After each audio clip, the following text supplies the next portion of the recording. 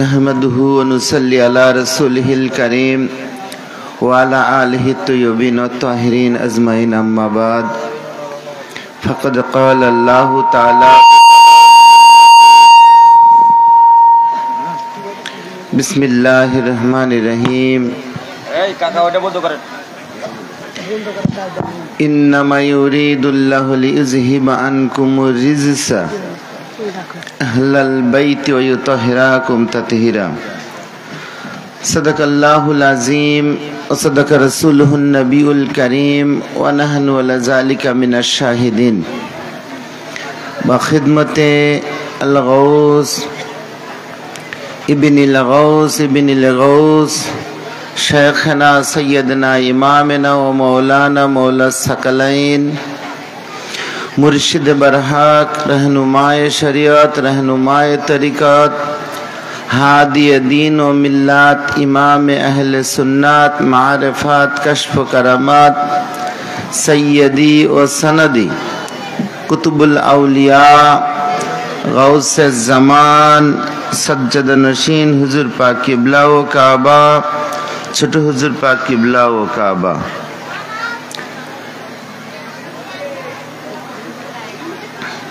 সম্মানিত উপস্থিতি হাজরানে মজলিস, এই আজিমুস শান মহাপবিত্র ওয়াজ মাহফিল পাকে মা খাতুনে জান্নাত পাকের মহান দরবার পাকে আমরা গুনাহগার বান্দা এবং বান্দিরা যে যেখান থেকে যে যেভাবে এই দরবার পাকে হাজির হয়েছি, মা খাতুনে জান্নাত পাকের তাতহীরে চাদর মুবারকে মেহেরবানি করে আমাদেরকে কবুল ও মঞ্জুর করে নিন। আমিন। আসসালামু আলাইকুম ওয়া রাহমাতুল্লাহি ওয়া বারাকাতুহু। মহান আল্লাহ রব্বুল আলামিনের দরবার পাকে লাখো কোটি শুকরিয়া যে এইরকম একটা ওয়াজ মাহফিল পাক আমাদের এই খানদান পাকের ভিতরে অনেক বড় একটা নিয়ামত, যেখানে পীর ভাই বোনেরা দূর দূরান্ত থেকে পায়ে হেঁটে অনেক কষ্ট করে অনেক মেহনত করে অনেক সাধনা করে এখানে শুধু বসে আছেন। একটা কথা না বললেই নয়, আমরা সেই মহান দরবার পাকে এসেছি যে দরবার পাকে রহমাতুল্লিল আলামিনের শাহজাদি পাকে দরবার পাক। রহমাতুল্লিল আলামিন হুজুর রসুল পাক সাল্লাল্লাহু আলাইহি ওয়া আলিহি ওয়াসাল্লাম তিনি পৃথিবীর মধ্যে একজনকে দেখে তিনি নিজের আসন তথা জায়গা ছেড়ে দিয়ে দাঁড়িয়ে যেতেন। দাঁড়িয়ে যে ওনার পাগড়ি মোবারক খুলে বিছিয়ে দিতেন। মা খাতুনে জান্নাত পাক ওনার দরবার পাকে এসে ওই পাগড়ি মোবারকের উপরে বসতেন। বসার পরে তিনি আর ততক্ষণ পর্যন্ত কারোর সাথে কথা বলতেন না। কথা না বলে ওনার সাথেই কথা বলার পরে যখন উনি চলে যেতেন তখন আবার ওই পাগড়ি মোবারক থেকে উঠে যখন চলে যেতেন তখন আবার ওই পাগড়ি মোবারক বেঁধে নিতেন এবং আবার দাঁড়িয়ে যেতেন। তা পৃথিবীর ইতিহাসে কোনো বাবা তার সন্তানের জন্য, তার শাহজাদির জন্য, কোনো মেয়ের জন্য এতটা সম্মান কেউ দেয়নি। তো আমরা সেই মহান দরবার পাকে এসেছি। ওনাদের আল আওলাদ পাকি হচ্ছেন ইমাম হাসান এবং ইমাম হুসাইন আলাইহিস সালাতু ওয়াস সালাম। ওনার স্বামী সৌহার মৌলায়ে কায়নাত আমিরুল মুমিনিন শেরে খোদা হযরত আলী ইবনে আবু তালিব আলাইহিসসালাতু ওয়াসসালাম পাক, ওনাদেরই আওলাদে আতাহার এই খানদান পাকে আজও পর্যন্ত শাহেনশাহে বাগদাদ পাকের মাধ্যমে গৌসে সানি আলাইহিসসালাতু ওয়াসসালামের মাধ্যমে এই উপমহাদেশে ভারতবর্ষে কাদরিয়া তরিকার আগমন ঘটেছে। ওনারই সুযোগ্য আওলাদে আতাহার যিনি সাজ্জাদুন্নশীন হুজুর পাক রয়েছেন, আমাদের আকা এবং মওলা, তিনি হচ্ছেন আমাদের মা খাতুনে আতাহার পাকের উজ্জ্বলতম একটা নক্ষত্র। আপনারা এতক্ষণ ধরে বিভিন্ন ধরনের আলোচনা শুনে আসছেন। আমরা একটু ভিন্ন ধরনের একটু আলোচনায় যেতে চাচ্ছিলাম। এখানে আমাদের সমস্ত পীর ভাই বোনেরা আপনারা হাজির হয়েছেন। আমরা একটু সালাত সম্পর্কে আলোচনা করতে চাই। নামাজ এমন একটি ইবাদত, এমন একটি মাধ্যম যেটা প্রত্যেকটা মুমিন মুসলমানদের জন্য ফরজ এবং 5 ওয়াক্ত ফরজ। এই জিনিসটি কোনো মতে, কোনো ক্রমে, কোনো অবস্থাতেই অবহেলা করা মানেই ইসলামকেই পুরোপুরিভাবে অবহেলা করা। রাসূল পাক সাল্লাল্লাহু আলাইহি সাল্লাম মওলায়ে কায়নাতের কোলে আসরের নামাজ পড়ে উনি আসরের পরে উনি ওনার কোলের মোবারকে আরাম করছিলেন। এমতো অবস্থায় আল্লাহ পাকের ওহী নাজিল হচ্ছিল। ঠিক সেই সময় সূর্য অস্তমিত হয়ে যায়, কিন্তু মওলায়ে কায়নাত কোন একটা কারণে উনি আসরের জামাতে উপস্থিত থাকতে পারেননি হুকুমেই। তো পরে তিনি নামাজ আদায় করবেন, কিন্তু সেই সুযোগটাও হয়নি, কিন্তু সূর্য অস্তমিত হয়ে গেল। যখন সূর্য অস্তমিত হয়ে গেল তখন রাসূল পাক সাল্লাল্লাহু আলাইহি সাল্লাম শুধুমাত্র মওলা মুশকিল কুশার জন্যই তিনি আবার সূর্যটাকে পালাট করে আবার তুলে আসরের ওয়াক্তের কাছে নিয়ে আসলেন এবং তিনি নামাজ আদায় করলেন। নামাজ আদায় করার পরে তারপর আবার সূর্য অস্তমিত হলো। তাহলে বোঝা যাচ্ছে সালাত এমন একটি ইবাদত, এমন একটি মাধ্যম যেখানে শুধুমাত্র সালাত নামাজটাই পড়া হয় না, এর ভিতরে কিছু কথা আছে। সেই কথাগুলো যদি আমরা জানতে পারতাম, আমার মনে হয় মানুষ নামাজের প্রতি উদাসীন হতো না। তা আসেন আমরা একটু নামাজের দিকে যাই। মানুষ যখন পাপ করে, পাপ করতে করতে করতে করতে আর পাপ করতে ভালো লাগে না। সারা দুনিয়ার সমস্ত দরজাগুলো হয়তো আপনার জন্য বন্ধ হয়ে যেতে পারে, কিন্তু আল্লাহর ঘরের দরজা আপনার জন্য কোনো সময় বন্ধ নয়। সেখানে ঢুকেই আপনি বলছেন, হে আল্লাহ পাক, তুমি তোমার রহমতের দরজা আমার জন্য খুলে দাও। যখন আপনি এইভাবে আল্লাহর কাছে চলে যাবেন, আল্লাহর কাছে যেয়ে আল্লাহর কাছে সমর্পণ করবেন, তখন দাঁড়িয়ে যে আপনি মুসাল্লে ইবাদতের উপরে মসজিদের মধ্যে দাঁড়িয়ে যাবেন, দাঁড়িয়ে যে নামাজের জন্য সামনে আপনার মুসাল্লে ইবাদত, আপনাকে এই নিয়তে নামাজ পড়তে হবে। এটা মুসাল্লে ইবাদত না, যায় নামাজ না, এটা হচ্ছে পুলসেরাত। যদি আপনি এটা পার হতে পারেন তাহলে সামনে আপনার জান্নাত, আর যদি না পার হতে পারেন তাহলে আপনার সফলতা নেই। এই নিয়তে আপনি দাঁড়াবেন। যখন আমরা নামাজে দাঁড়াই এই যে আমরা হাত উঁচু করি, এর দ্বারা আমরা কি বুঝাই? আল্লাহু আকবার বলে না। আমরা এইভাবে যখন হাত তুলি তখন আল্লাহ পাকের কাছে আমরা নিজেকে সমর্পণ করি। কি সমর্পণ করি? আমি আমাকে আত্মসমর্পণ করলাম, আল্লাহ পাক আমি বড় গুনাহগার, আমার মতন গুনাহগার আর কেউ নেই দুনিয়াতে, আমি এত বড় গুনাহগার, তুমি আমাকে খোঁজার জন্য মসজিদের মাইকে ঘোষণা দিয়েছো নামাজের জন্য এসো। আমরা অনেক গাফেল ছিলাম, আমরা নামাজ আদায় করতে আসিনি,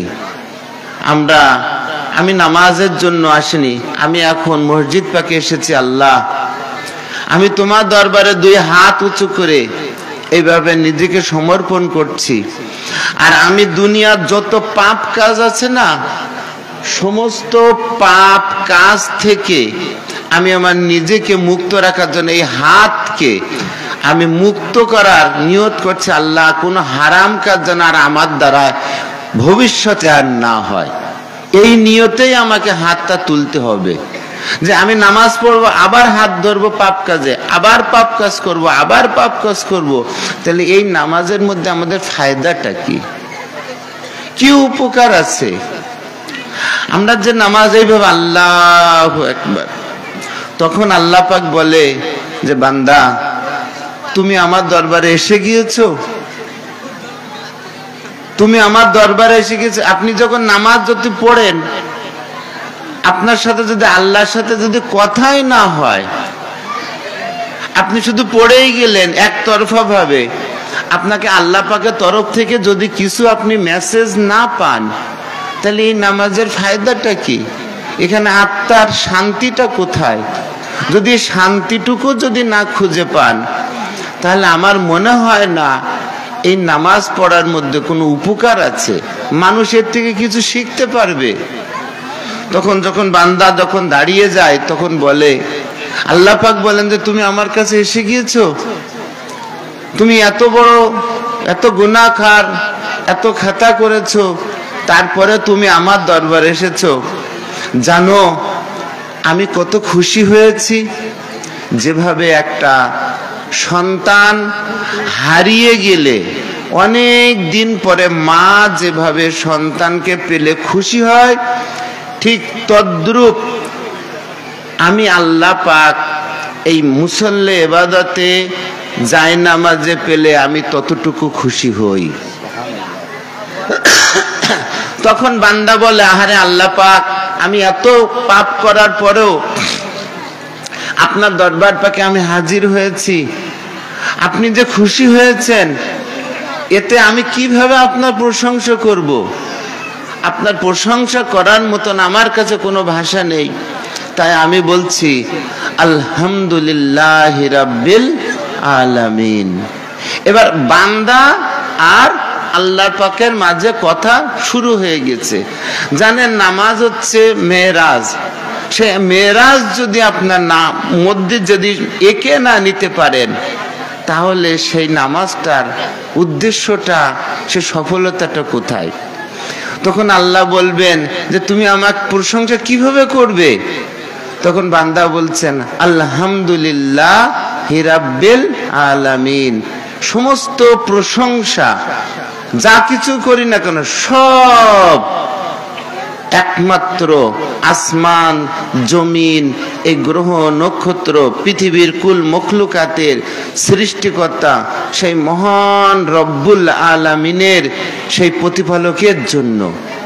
তখন আল্লাহ পাক বলবেন, হে বান্দা তুমি কি জানো আমি কে, আমার কি পরিচয়? তখন বান্দা বলবে আমার মধ্যে যে পাপ আছে, যে গুনাহ আছে, এই গুনাহ খাতা মাফের জন্য আল্লাহ পাক তুমি আর রহমানির রহিম, তুমি এই দুনিয়াতেও মাফ করবে, আমাদেরকে আখিরাতেও মাফ করবে। এই উদ্দেশ্যে আমি তোমার পবিত্র দুটো নাম নিয়েছি, রহমান আর রহিম। তখন আল্লাহ পাক বলবেন আহারে বান্দা তুমি এত সুন্দর আমার দুটো নাম নিয়েছো, দয়াবান মেহেরবান আল্লাহ পাকের নাম নিচ্ছ, ঠিক আছে আমি তোমাকে মাফ করে দিব, কিন্তু তুমি কি জানো আমার ক্ষমতা কি? তখন বান্দা বলবে মালিকি ইয়াউমিদ্দিন, আপনার ক্ষমতা এতটাই যে আপনি এখন না, আপনি বিচার দিনের পর্যন্ত মালিক, রোজে কিয়ামত পর্যন্ত, হাসর পর্যন্ত আপনার ক্ষমতা, আপনি ওই পর্যন্ত প্রত্যেকটা মানুষের মাঝে আপনি রয়েছেন। তখন আল্লাহ রাব্বুল আলামিন বান্দার কাছে জিজ্ঞাসা করবেন, ঠিক আছে তোমার কথা সবকিছু ঠিক আছে। এইভাবে যখন বান্দা নামাজ পড়ে আর ওদিক থেকে এদিক থেকে কথা যায়, ওদিক থেকে কথা আসে, তখন আল্লাহর বান্দার মাঝে একটা সুন্দর সম্পর্ক তৈরি হয়। তখন এই বান্দার কাছে যখন সুন্দর সম্পর্ক তৈরি হয়, তখন আল্লাহ জিজ্ঞাসা করেন বান্দার কাছে, বান্দা ঠিক আছে তুমি আমার কাছে কি চাচ্ছ, কি চাও তুমি? তখন বান্দা বলে ইয়াকা না'বুদু ওয়া ইয়াকা নাস্তাইন, হে আল্লাহ পাক আমরা একমাত্র তোমারই ইবাদত করি এবং তোমার কাছে সাহায্য চাই। ওয়ালা না'বুদু গায়রুল্লাহ, আমরা কোনো গায়রুল্লাহ তথা কোন রকম অন্য কাউরের আমরা ইবাদত বন্দিগি করি না, আমরা একমাত্র তোমারই ইবাদত করি এবং তোমার কাছে সাহায্য চাই। তখন আল্লাহ পাক বলবেন কিসের জন্য সাহায্য চাও, কোন কথার উপরে সাহায্য চাও? তখন আল্লাহ পাকের বান্দা তখন বলে ইহদিনাস সিরাতাল মুস্তাকিম, আপনি আমাদেরকে সিরাতাল মুস্তাকিম দেখান, পথ দেখান। তখন আল্লাহ পাক বলবেন যে সিরাতাল মুস্তাকিম কি তুমি জানো? কোন পথকে সিরাতাল মুস্তাকিম বলে?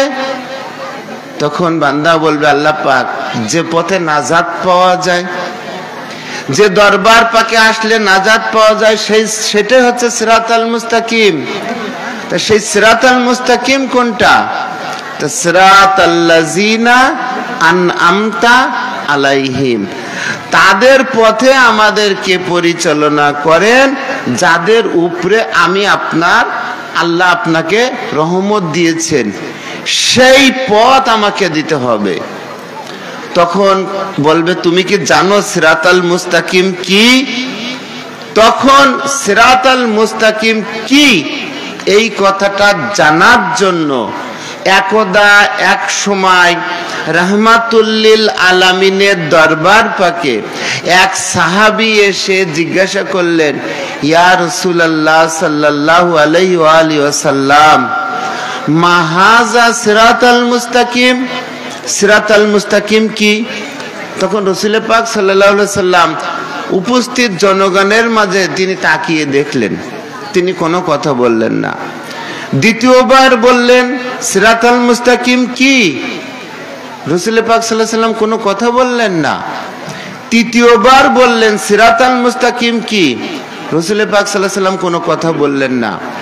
ওদিক থেকে রাসূল পাক সাল্লাল্লাহু আলাইহি সাল্লামের জানশীন উত্তরাধিকারী হযরতে আবু তালিবের শাহজাদা যে সময় রাসূল পাক সাল্লাল্লাহু আলাইহি সাল্লামের সামনে আসা শুরু করলেন, তখন হযরত রাসূল পাক সাল্লাল্লাহু আলাইহি সাল্লাম বললেন, হ্যাঁ সেই ব্যক্তিটা কই যে ব্যক্তি প্রশ্ন করেছিল সিরাতাল মুস্তাকিম কি? তখন বলে হ্যাঁ এবার তুমি দাঁড়াও, বলো তোমার প্রশ্ন বলো। তখন সেই লোকটা বলল, ইয়া রাসূলুল্লাহ আমি আপনার কাছে প্রশ্ন করেছিলাম যে সিরাতাল মুস্তাকিম কি? তখন রাসূল পাক সাল্লাল্লাহু আলাইহি সাল্লামের হাত মুবারক এইভাবে উঁচু করে দেখিয়ে বলছেন, হাজা আলী ইবনে আবু তালিব সিরাতাল মুস্তাকিম। সুবহানাল্লাহ, এই আলী ইবনে আবু তালিব হচ্ছে সিরাতাল মুস্তাকিম, এই এনার পথে তোমাদেরকে থাকতে হবে। আপনারা কি বুঝতে পারছেন যে নামাজের মধ্যে যদি রুহানিয়াত না নিয়ে আসেন, নামাজটাকে যদি আহলে বাইত পাকে দরবার পাকে মুতাওয়াজ্জা না হতে পারেন, আপনার মধ্যে নামাজের ফায়দা ফায়েজ বরকত কখনোই আসবে না, এটা নিয়ে আসতে হবে। এখন মওলা পাক বলছেন, আমাদের মওলা পাক দিওয়ান পাকের মধ্যে বলছেন, আহলে কিবলা কে হায় কাবা, আহলে ইমা কে ইমাম, হার নামাজি, প্রত্যেক নামাজি, এমন কি শুধু আমাদের দরবার পাকের না, হার নামাজি पर है वाजिब इक्तदाए मुर्तजा, मौलाए कायनात मौला मुश्किल कुशा, इमाम হাসান এবং হুসাইনের আব্বা হুজুর পাক, মা খাতুনে জান্নাত পাকের সৌহার, ওনার পথে যদি কেউ না থাকতে পারে, ওনার বিলায়েতকে যদি কেউ না সাক্ষী দিতে পারে, সে রোজ কিয়ামত পর্যন্ত সিরাতাল মুস্তাকিম পাবে না। তো তখন বান্দাকে আল্লাহ পাক জিজ্ঞাসা করছেন, আচ্ছা বান্দা তুমি একটা কথা বলো, তোমাকে যদি আমি সিরাতাল মুস্তাকিম দেই, তোমাকে যদি আমি সিরাতাল মুস্তাকিমের রাস্তা আমি দেখিয়ে দেই, তাহলে আবার তুমি আবার ওই দিকে যাবে না তো? কোন দিকে? যে মওলা মুশকিল কুশার বিরুদ্ধে যুদ্ধ করেছে, যারা মওলা মুশকিল কুশা আমিরুল মুমিনিনকে মানেনি, তাদেরকে আবার তোমরা আবার এনার সাথে বরাবর মনে করে এনাকে হচ্ছে মানে ওদের দিকে আবার যাবে না তো?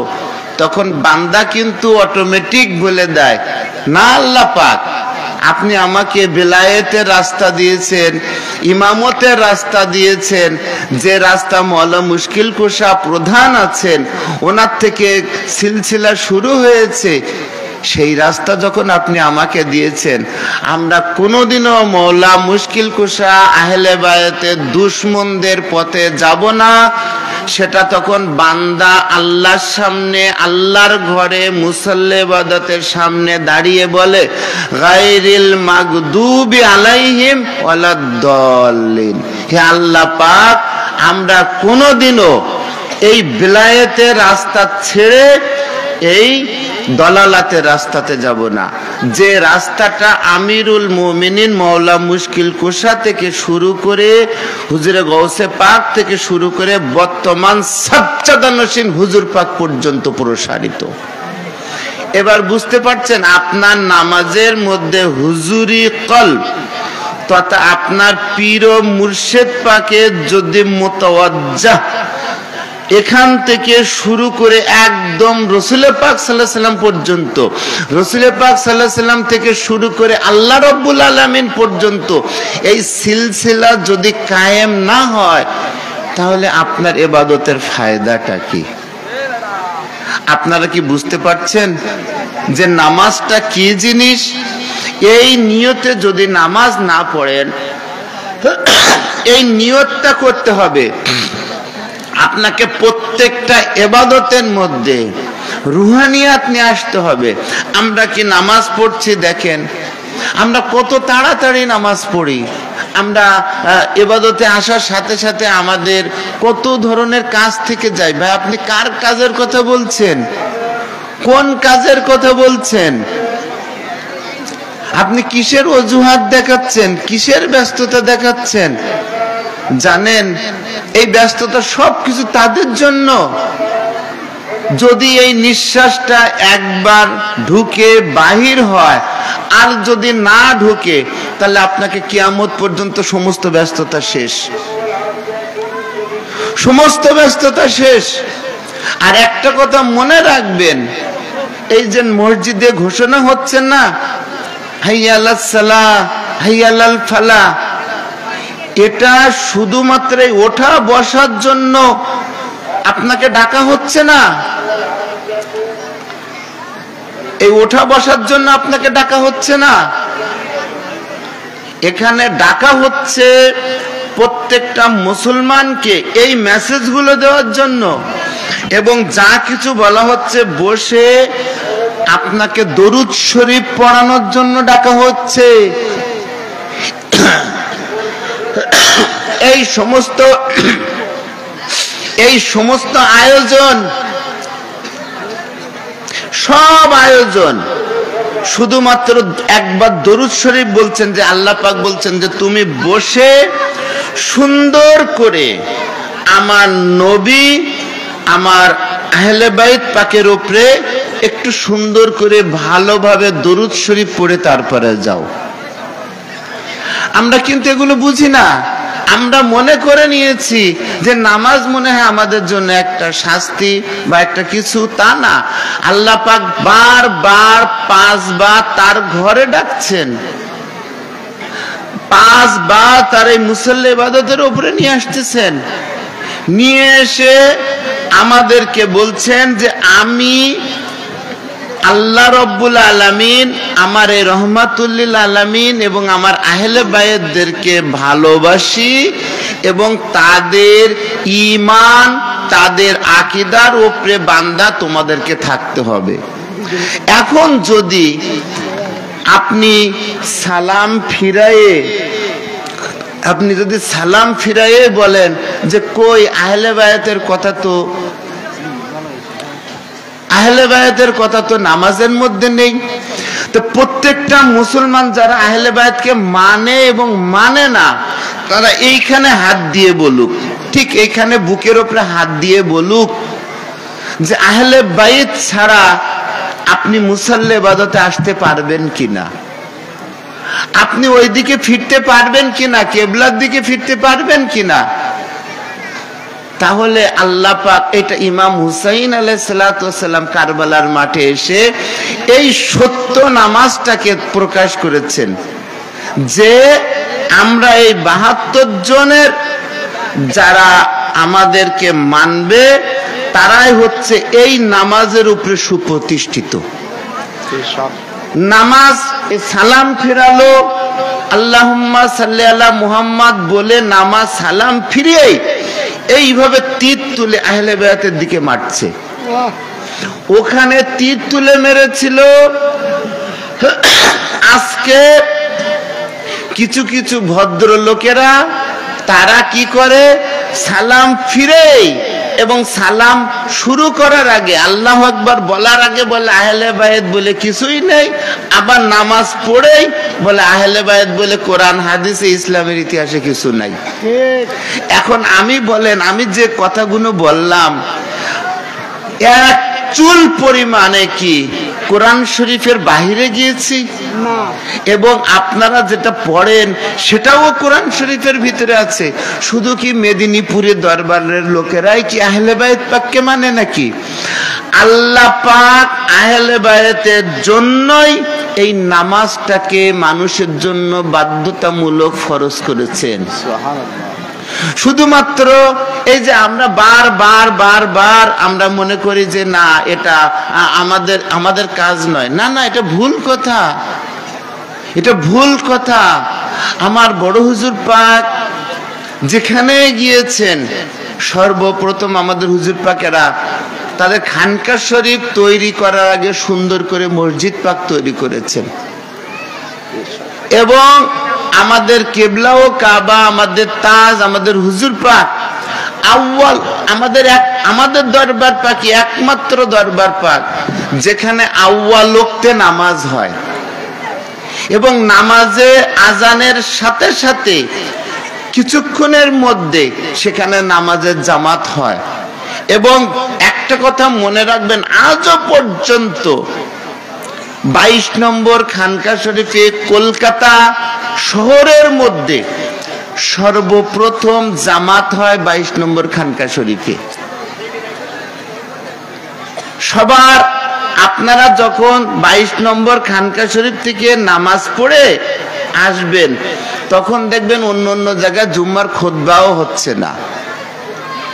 যারা কলকাতা খানকা শরীফে গিয়েছেন তারা বুঝতে পারবেন। তো এখন এই হচ্ছে ব্যাপার। তা সেই বংশের সেই নামাজ, সেই সালাত, সেই ইসলাম আজকে একটা পরিপূর্ণ সুন্দর একটা রূপ লাবণ্য চেহারা মোবারক নিয়ে দাঁড়িয়ে আছেন আজকে 4 নম্বর খানকা শরীফে হাজী মোহাম্মদ মহসিন স্কয়ারে, যিনি আমাদের আকা এবং মওলা কিবলা ও কাবা সাজ্জাদ নশীন হুজুর পাক। এবার যদি তার দিকে মুতওয়াজ্জা না হন, তার যদি ইক্তেদা না করেন, তাকে যদি কিবলা এবং কাবা না মানেন, তাহলে কিন্তু আপনাদের কিন্তু নামাজটা কিন্তু অন্যদিকে ঘুরে গেল। একবার একটা ঘটনা বলি আমি আপনাদেরকে। সেই ঘটনাটা হচ্ছে এই, রাসূল পাক সাল্লাল্লাহু আলাইহি সাল্লাম তিনি কি করেছেন, মক্কা বিজয়ের সময় হযরতে বেলালকে বললেন যে আজান দাও। নারায়ে তাকবীর, নারায়ে রিসালাত, নারায়ে হায়দারি, নারায়ে হায়দারি, নারায়ে হাসান, নারায়ে হুসাইন, নারায়ে গায়েস। হুজুর মর্যাদাবাসী মুহাজ্জত চলছে ইয়াসুফ আল কাদরি মেদিনীপুর দরবার শরীফ। আমি এই কথাটা, ছোট্ট কথাটা বলে শেষ করে দেব। মক্কা বিজয়ের দিন মদিনা এবং মক্কার সমস্ত সাহাবাগণ রয়েছেন। সেদিন রাসূল পাক সাল্লাল্লাহু আলাইহি সাল্লাম খুশ হালে ছিলেন। তখন হুজুর পাক সাল্লাল্লাহু আলাইহি সাল্লাম হযরতে বেলালকে বললেন যে বেলাল আজান দাও এবং কাবা শরীফের ছাদের উপরে উঠে আজান দাও। তো উনি হুকুম পাক পেয়েই কাবা শরীফের ছাদের উপরে উঠলেন। ছাদের উপরে উঠে তিনি যখন এইভাবে হাত দিয়ে আল্লাহু আকবার বলবেন, তখন আর বলতে পারছে না, তখন তিনি আর বলতে পারছেন না। কারণ যখন জমিনে থাকতেন তখন কাবা শরীফকে দিকে ফিরে তিনি আজান দিতেন। এখন কাবার উপরে উঠে গিয়েছেন, ছাদের উপরে, এখন তিনি কিবলা খুঁজে পাচ্ছেন না। তা দেখেন, এখন একটা জিনিস এখনো পর্যন্ত মানুষ তাদের কাবা আছে কিন্তু এখনো কিবলা খুঁজে পায়নি। নামাজ পড়ছে নামাজি, কিন্তু নামাজি পড়লে কি হবে, তাদের যে কাবার যে কিবলা সেটা এখনো খুঁজে পায়নি। তিনি চতুর্দিকে খুঁজছেন। তখন রাসূল পাক সাল্লাল্লাহু আলাইহি ওয়াসাল্লাম বললেন, বিল্লাল তুমি কি খুঁজছো? তো হুজুর কাবা আছে কিবলা নেই, কাবা আছে কিবলা নেই। তখন রাসূল পাক সাল্লাল্লাহু আলাইহি ওয়াসাল্লাম বলছেন যে এই মজমার মধ্যে, এই হেরেম শরীফের মধ্যে খুঁজে দেখো আলী ইবনে আবু তালিব কোথায় আছেন। ওনার চেহারা মোবারকের দিকে ফিরে বল আল্লাহু আকবার, তবেই তোমার আল্লাহু আকবারটা সঠিক হবে। এই কথাটাই মওলা পাক দিয়ান পাকে বলেছেন, আহলে কিবলা কে হয় কাবা, আহলে ইমা কে ইমাম। হার নামাজি, শুধু আমরা না, প্রত্যেকটা নামাজের জন্য ওয়াজিব মওলায়ে কায়নাত আমিরুল মুমিনিন মওলা মুশকিল কুশার উপরে ইক্তেদা করা, ওনার বেলায়েতকে মেনে নেওয়া। ওই বেলায়েতই বর্তমান সাজ্জাদা নশীন হুজুর পাকের দরবার পাকে ওনার হাত মোবারকে চলে এসেছে। ওনার হাতে বায়াত হওয়া মানে ওই গাদিরে খুমের ওই স্পর্শ চলে আসতেছে।